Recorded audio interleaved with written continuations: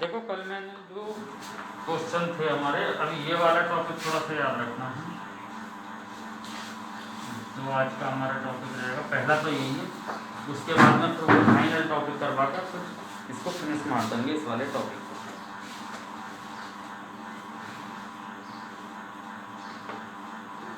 अच्छा, मैंने कुछ कल क्वेश्चन बताए, कुछ ध्यान है, मैं बोलूँगा। पृथ्वी पर एक साथ भूकंप से नीचे मत देखो, उधर मत देखो। पृथ्वी पर एक साथ भूकंप से प्रभावित स्थानों को मिलाने वाली रेखा को क्या कहते हैं भाई?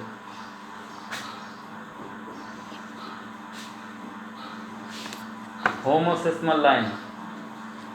और समान भूकंप तीव्रता, मतलब कि समान भूकंप अगर तीव्रता है, ऐसे 4 शहर या ऐसे 4 राज्य जहाँ पर मान के चलो गुजरात में भी 4 रिक्टर स्केल का भूकंप आया, राजस्थान में भी, मध्य प्रदेश में, महाराष्ट्र, इनको मिलाने वाली रेखा को क्या कहते हैं?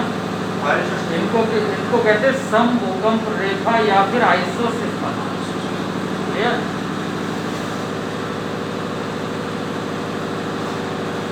इसके बाद आज का हमारा ये टॉपिक देखो, मैंने कल भी लिखाया था इस बारे में, इसको ठीक डिटेल में समझ लो कितने क्वेश्चन बनेंगे।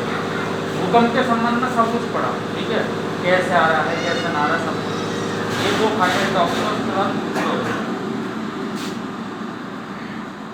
विश्व में सबसे अधिक भूकंप जो आते हैं 63%। विश्व में सबसे अधिक जो भूकंप आते हैं 63%, वो आते हैं आपके प्रशांत महासागरीय पेटी के अंतर्गत।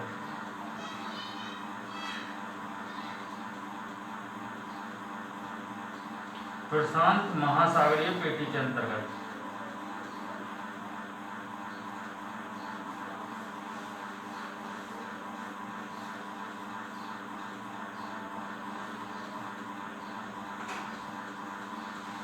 एक क्वेश्चन यहाँ से यही बन गया पहला एग्जाम में कि विश्व में सबसे अधिक भूकंप किस महासागरीय पेटी के अंतर्गत आते हैं? प्रशांत। दूसरा, कितने प्रतिशत आते हैं? 63%। 2 प्रश्न यहाँ से क्लियर याद रखने, ये एग्जाम में पूछे जाते हैं, ठीक। उसके बाद सेकंड नंबर पर सबसे अधिक भूकंप किस पेटी के अंतर्गत आते हैं? दूसरे नंबर पर सबसे ज्यादा।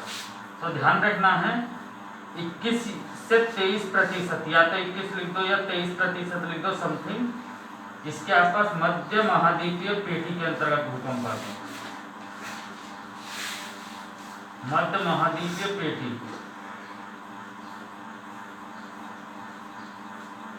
मध्य महाद्वीपीय पेटी इसके अंतर्गत आते हैं, मध्य महाद्वीपीय पेटी के अंतर्गत।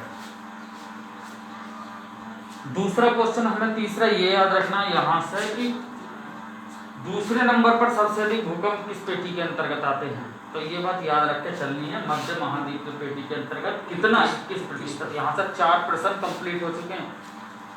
मैं आपको बस इतनी चीज बताऊंगा कि इतने से सेक्शन में से कितने क्वेश्चन बनेंगे, मतलब एक छोटे से टॉपिक में से, और कितने सारे क्वेश्चन एग्जाम में बनते हैं, कितने प्रतिशत आते हैं? 63%। एक ही है सबसे ज्यादा, किस महासागरीय पेटी में? प्रशांत महासागर की पेटी, ठीक। दूसरे नंबर पर सबसे ज्यादा कहाँ आते हैं? मध्य महाद्वीपीय पेटी। तीसरा क्वेश्चन। चौथा, ये कितने प्रतिशत आते हैं? 21%। 4 प्रश्न यहाँ से अभी तक क्लियर हो चुके हैं। दूसरा, प्रशांत महासागरीय पेटी जो है ये दो प्रकार में है। अगर हम वर्ल्ड के मैप पर देखेंगे जाकर, अगर हम वर्ल्ड के मैप पर जाकर इसे देखें तो आप देखते होंगे, एक तो इधर है पूर्वी प्रशांत महासागर का पूर्वी तट। कौन सा पूर्वी तट? जहां पर देखा होगा बेरिंग जल संधि है, जो अलास्का को किससे अलग करती है? रूस को, साइबेरिया भाग को, मैंने बताया था बेरिंग जल संधि, ठीक है, इसे कहते हैं पूर्वी तट। मैंने कल भी बताया कि अगर इस मैप को हम यहाँ पर जो मैप देख रहे हैं, इस वाला हिस्सा जो है ये, इस वाले हिस्से को कहते हैं प्रशांत महासागर का पूर्वी तट, और ये वाला हिस्सा जो प्रशांत महासागर का पश्चिमी तट। अब बहुत से सोच रहे होंगे स्टूडेंट कि भाई ये पश्चिम इधर कैसे आ जाएगा? जब हम इसको बिल्कुल इस तरीके से फोल्ड करेंगे ग्लोब की तरह, तो ये पूरब में ही आ जाएगा, ठीक है। तो यहाँ से क्या क्या क्वेश्चन बनते हैं, यहाँ से भी देख लो। प्रशांत महासागरीय पेटी के अंतर्गत, जिसके अंतर्गत पूरे विश्व में सबसे अधिक भूकंप आते हैं, पूरे विश्व में, ठीक है। तो इसके अंतर्गत दो जगह, दो तटों पर सबसे अधिक भूकंप आते हैं। एक तो प्रशांत महासागर का पूर्वी तट, पूर्वी तट, और एक है प्रशांत महासागर का पश्चिमी तट। ध्यान से देखना है यहाँ से कितने क्वेश्चन बनते हैं, एक एक फैक्ट। अगर कॉन्सेप्ट पूरा क्लियर कर लिया ना तो यहाँ से सवाल गलत होना तो बहुत दूर की बात है। पूर्वी तट और पश्चिमी तट, विश्व में सबसे अधिक भूकंप प्रशांत महासागरीय पेटी के अंतर्गत पूर्वी तट और पश्चिमी तट पर आते हैं। मतलब कि यहाँ पर इस तरीके से है, ये पूर्वी तट है, इस पूर्वी तट के बारे में जहाँ पर बेरिंग जल संधि है, मैं पहले भी बताया है वर्ल्ड ज्योग्राफी पढ़ाई तब, और एक ये है पश्चिमी तट। अब यहाँ से क्या क्वेश्चन बनेगा, क्योंकि भूकंप बिना प्लेटों के अभिसरण के कारण उत्पन्न होते ही नहीं है। भाई प्लेट विवर्तनी सिद्धांत के अनुसार ही तो भूकंप उत्पन्न होते हैं। प्लेट विवर्तनी सिद्धांत किसने दिया? हैरी हेस ने दिया, मैंने कल भी लिखा है इस बात में, ठीक है। किसने दिया? हैरी हेस।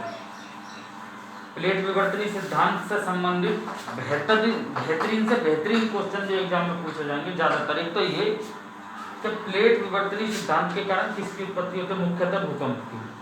क्योंकि जब दो प्लेटें आपस में टकराती हैं तो टकराने के कारण क्या होएगा? भाई सीधी सी बात है, कंपन उत्पन्न होएगा, भूकंप की उत्पत्ति होगी। एक प्लेट विवर्तनी सिद्धांत के अनुसार जब प्लेट टकराई, भारतीय प्लेट और यूरेशियन प्लेट आपस में टकराई, तो उसके कारण हिमालय की उत्पत्ति हुई।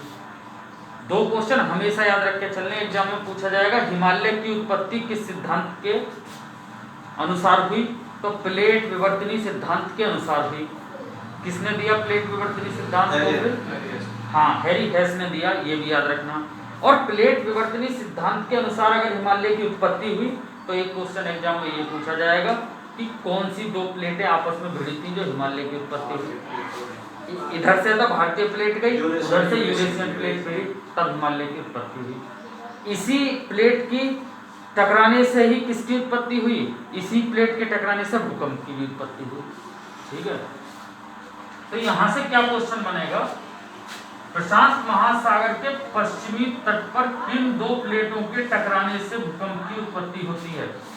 एक क्वेश्चन यहां से ये बनेगा, प्रशांत महासागरीय ये जो पेटी है, ये वाली जो आपकी पेटी है, प्रशांत महासागरीय पेटी के पश्चिमी तट पर किन दो प्लेटों के टकराने से भूकंप की उत्पत्ति होती है? फिर से ध्यान दो। दूसरा ये पूछेगा कि प्रशांत महासागर की किन दो प्लेटों के बीच टकराव के कारण पूर्वी तट पर भूकंप की उत्पत्ति होती है। क्वेश्चन देखिए यहाँ से, एक कॉन्सेप्ट में कितने क्वेश्चन बनते जा रहे हैं, क्वेश्चन पर क्वेश्चन। और ये वो क्वेश्चन है, अगर क्वेश्चन कंप्लीट होंगे तो एक क्वेश्चन सही करके बहुत ऊपर चले जाओगे मेरिट में, और अगर नहीं पढ़ पाओगे तो क्वेश्चन वहाँ जाकर ऐसा लगेगा कि ना कहाँ से गया, है ना। क्योंकि जब तक कॉन्सेप्ट क्लियर ना होता, इस तरीके की ही अवधारणा बनी रहती है, उसमें अंदर अपनी धारणा मानना है, ठीक है। तो पश्चिमी तट पे जो भूकंप आते हैं, ध्यान रखना, इधर तो है आपका नहीं, इधर है आपका पैसिफिक प्लेट, इधर तो पैसिफिक प्लेट,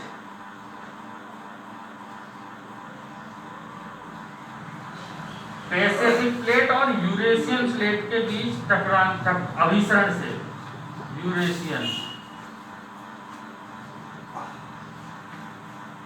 ध्यान रखना है एग्जाम में क्या पूछा जाएगा प्रश्न। प्रशांत महासागर के पश्चिमी तट पर किन दो प्लेटों के बीच टकराव के कारण या अभिसरण के कारण भूकंप की उत्पत्ति होती है?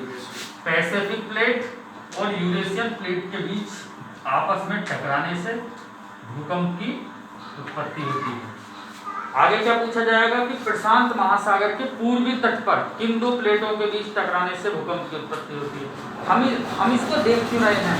अच्छा, कारण क्या है इसका? हम इसी को क्यों कॉन्सेप्ट को क्लियर कर रहे हैं?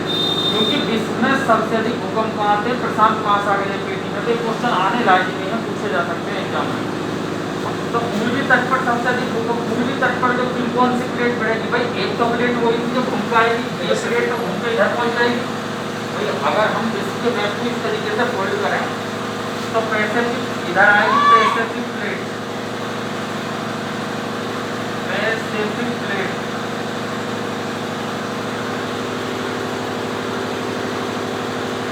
पैसिफिक प्लेट और अमेरिकन प्लेट के बीच अभिसरण से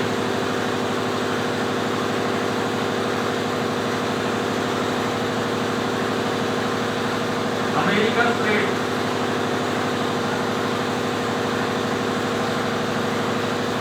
क्लियर हुआ इतना? मतलब कि देखो इस चीज को इस तरीके से समझने का प्रयास करो कि कोई हम विश्व के स्तर पर इसे क्यों पढ़ रहे हैं, क्योंकि विश्व में सबसे ज्यादा भूकंप प्रशांत महासागरीय पेटी के अंतर्गत आते हैं। कितने प्रतिशत? 63। तो हमें ये भी मालूम होना चाहिए अगर वहाँ सबसे ज्यादा आ रहे हैं तो किन प्लेटों के कारण आ रहे हैं। तो एक तो पश्चिमी तट पर आ रहे हैं और एक पूर्वी तट पर।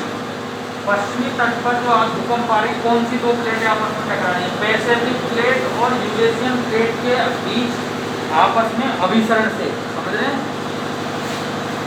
पैसिफिक प्लेट और यूरेशियन प्लेट के बीच आपस में अभिसरण या कहे तो रगड़ के कारण प्रशांत महासागर की पश्चिमी तट पर भूकंप की उत्पत्ति होती है। इतना याद रखना। एग्जाम में क्या पूछेगा? प्रशांत महासागर के पश्चिमी तट पर किन दो प्लेटों के बीच अभिसरण से भूकंप की उत्पत्ति होती है, इतना पूछ लेगा। यहाँ पर पूर्वी तट पर किन दो प्लेटों के बीच अभिसरण से हो रही है, जब इसे फोल्ड करेंगे तो ये पैसिफिक की तरह आ जाएगी। पैसिफिक प्लेट और अमेरिकन प्लेट देख रहे होंगे मैप में, जब देखेंगे बेरिंग जल संधि है तो बेरिंग जल संधि के इस साइड क्या है? रूस का एशियाई भाग है जिसे साइबेरिया कहते हैं, और इधर क्या है? अलास्का, जो कि खुद अमेरिका का भाग है जिस पर अमेरिका का पॉलिटिकल अधिकार है। तो वही वाला हिस्सा है। तो यहाँ तो सबसे ज़्यादा ये क्वेश्चन बनते हैं कितने, ठीक है। उसके बाद अगर हम इंडिया की बात करें, क्योंकि अब हमें इंडिया के बारे में जानकारी होनी चाहिए क्योंकि हम भारतीय हैं, ठीक है। उसके बाद यहाँ से ये इस क्वेश्चन पर ध्यान दें, अगर हम भारत के संबंध में बात करें,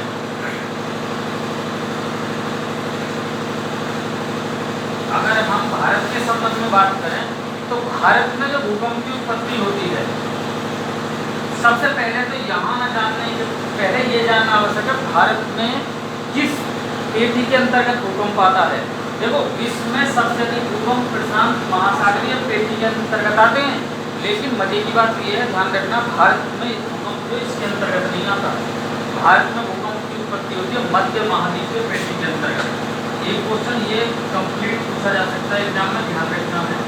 भारत में जो भूकंप आता है मध्य महाद्वीपीय पेटी के अंतर्गत, मध्य महाद्वीपीय पेटी के अंतर्गत, मध्य महाद्वीपीय पेटी के अंतर्गत, जिसके अंतर्गत इसमें दूसरे नंबर पर सबसे अधिक भूकंप आते हैं। कितने? 21% या 23% या समथिंग 22%। क्लियर हुआ इतना? ये क्वेश्चन एग्जाम में भारतीय संबंध में हमें इसलिए याद रखना क्योंकि ये भारत के संबंध में है, ठीक है। उसके बाद भारत में किन दो प्लेटों के बीच अभिसरण से भारत में जो भूकंप की उत्पत्ति हुई, किन दो प्लेट मतलब कौन सी दो प्लेटें आपस में टकराई जो भारत में भूकंप की उत्पत्ति हुई, ठीक है। तो इधर से तो भारतीय प्लेट टकराई।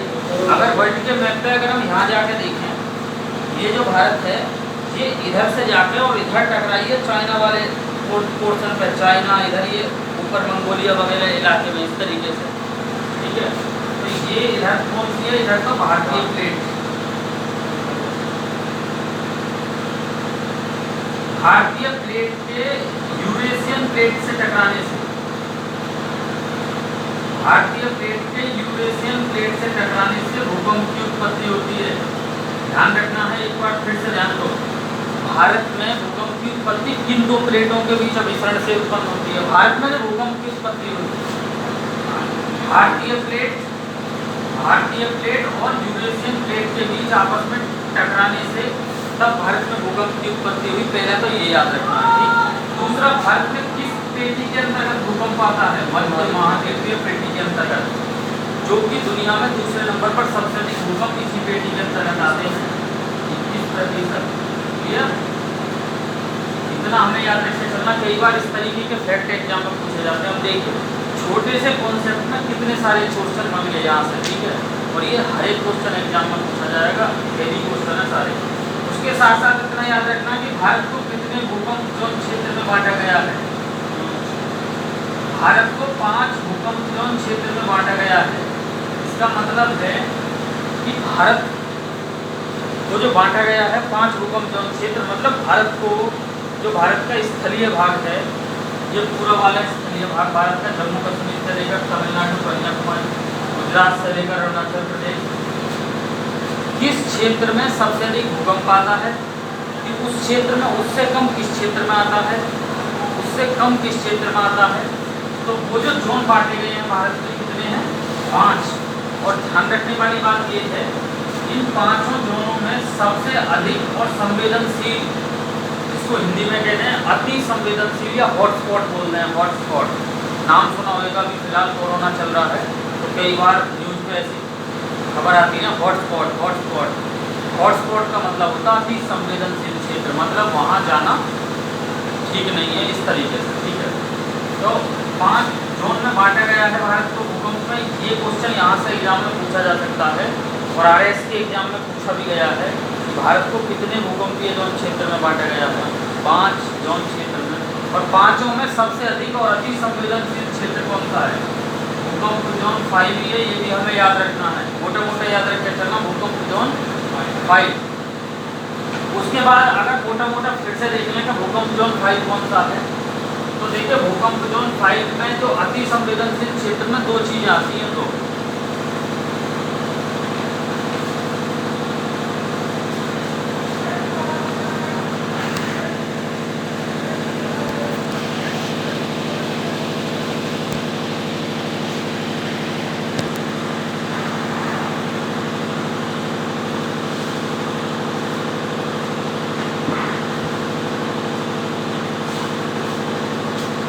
भाई, उसके बाद भूकंप जोन 5 का क्षेत्र देख लो केवल, उसके बाद फिर मैं उससे समझाऊंगा जो आज भी तुम्हें समझना है। भूकंप जोन 5 देखो 2 अति संवेदनशील क्षेत्र है। कई बार डबल ऑप्शन नहीं, क्वेश्चन एग्जाम में पूछा जाएगा। क्वेश्चन एग्जाम में पूछा जाएगा भारत के 2 भूकंपीय क्षेत्र बताइए, या ऐसे भूकंप क्षेत्र को बताइए जो अति संवेदनशील है। एक तो आपका हिमालय, तो याद रखना, एक तो ये हिमालय वाला क्षेत्र, हिमालय, इसमें उत्तर प्रदेश नहीं आएगा, ध्यान रखना। अगर इसे ठीक मैप पे समझना है तो देखो जम्मू कश्मीर पूरा आ जाएगा, उसके बाद हिमाचल प्रदेश, उत्तराखंड पूरे आएंगे बिल्कुल, पंजाब का उत्तर और पूर्वी इलाका आ जाएगा थोड़ा सा, पूरा पंजाब में थोड़ा सा उत्तर पूर्वी इलाका।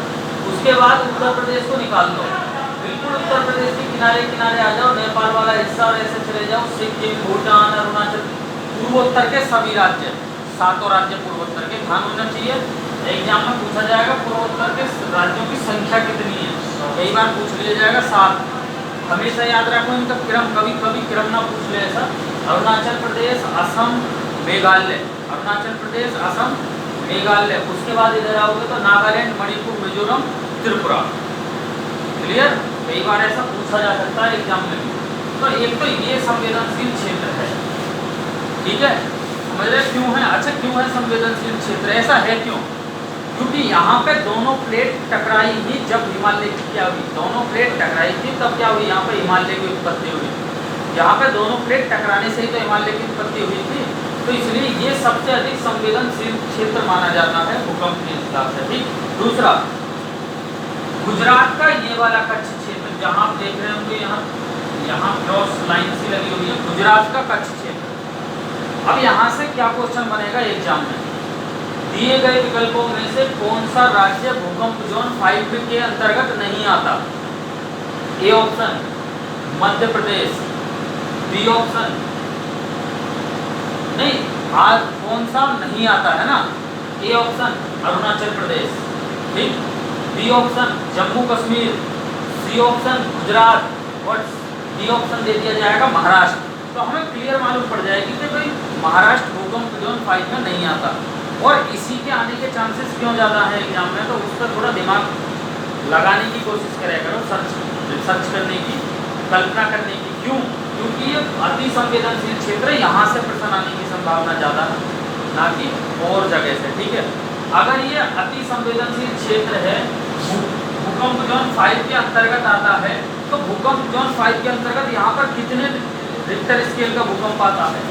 तो यहाँ याद रखना है, यहाँ 9 से लेकर 9 से लेकर 10 रिक्टर स्केल की तीव्रता का भूकंप आता, 9 से लेकर 10। इसका मतलब ये है, हालांकि आज तक भारत में 10 रिक्टर स्केल की तीव्रता का भूकंप नहीं आया, लेकिन रिक्टर स्केल के पैमाने के अनुसार यहाँ फाइनली पूरे पैमाने के अनुसार, जबकि रिक्टर स्केल पर कितने अंक होते हैं हमारे भूकंप में, 0 से 10 ही होते हैं। तो पूरा 9 से लेकर 10 के बीच का अगर भूकंप आता है तो इन्हीं क्षेत्रों में आता है। गुजरात में क्यों आता है? जब हम वर्ल्ड के मैप पर जाकर देखेंगे तो ये वाली प्लेट अफ्रीकन प्लेट से, अफ्रीकन प्लेट का असर यहाँ पर आ जाता है। भारतीय प्लेट और अफ्रीकन प्लेट गुजरात में क्यों आता? गुजरात में कुछ महाराष्ट्र को भी ले लेता है, लेकिन महाराष्ट्र भूकंप जोन 5 के अंतर्गत नहीं है, ये बात ध्यान रखनी है। गुजरात है। अब आप ये सोच रहे हो तो भाई गुजरात में किस तरीके से आ गया? अगर वर्ल्ड के मैप से जाकर देखोगे तो महाराष्ट्र, गुजरात और सामने है उसके अफ्रीकन प्लेट, अफ्रीका महाद्वीप वाली अफ्रीकन प्लेट, उसके अभिसरण के कारण भी इसकी उत्पत्ति हो जाती है भूकंप। क्लियर? तो भूकंप जोन 5 से इतनी बातें याद रखनी है। भारत में सबसे अधिक अति संवेदनशील जोन भूकंप का कौन सा है? 5 कौन कौन से राज्य आते हैं? मोटे मोटे दिमाग पर क्लियर हो गए होंगे, कई बार एग्जाम में क्वेश्चन पूछ लिया जाएगा। कौन सा नहीं आता, कौन सा आता है, तो इनके लिए दिमाग में पूरा मैप होना चाहिए। ठीक है। उसके अलावा भूकंप जोन 5 के अंतर्गत कितनी रिक्टर की स्पीड का भूकंप आता है? 9 से 10 की स्पीड का आता। ठीक है। और मैंने भूकंप जोन क्षेत्र में एक बात बताई थी भी इस भूकंप वाली क्लास में कि भूकंप का जो रिक्टर स्केल का पैमाना है उसका प्रत्येक अंक अपने पिछले अंक की तुलना में 2 गुनी स्पीड बताता है।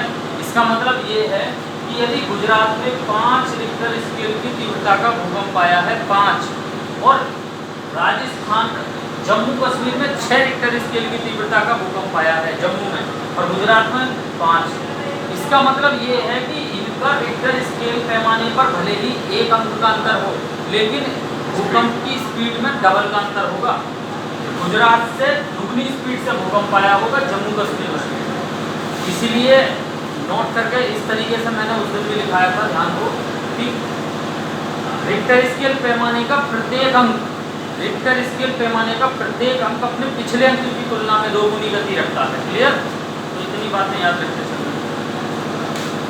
उसके बाद नेक्स्ट हेडिंग डाल दो, अब कुछ दिखाई वाली बात करनी है, कौन कौन सा चित्र